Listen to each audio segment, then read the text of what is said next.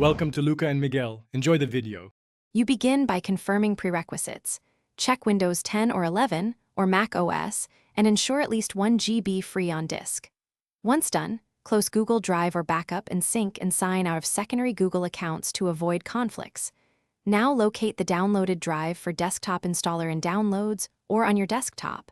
Right-click and choose Run as Administrator on Windows or double-click the DMG on Mac OS. This gets the update process started cleanly and prevents permission errors during. You now install and configure Drive for desktop.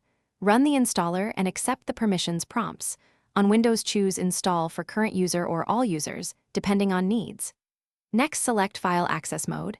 Pick Stream Files to save local disk space or Mirror Files if you need offline copies.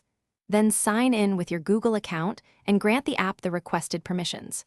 Make sure to choose which My Drive folders to stream or mirror, and confirm sync settings so the update applies to your workflow. Finish by verifying the drive icon in the system tray or menu bar and confirm sync status shows up to date. Once synced, inspect recent transfer logs to validate file integrity. If sync stalls, pause and resume, restart the app or sign out and sign back in to re-authenticate access. If installation fails, run the installer as administrator, update your OS, and temporarily disable antivirus that may block file operations. This one troubleshooting tip: clear the app cache, often resolves stuck sync or permission errors quickly. Thanks for watching and please subscribe. It's the best investment you'll ever make.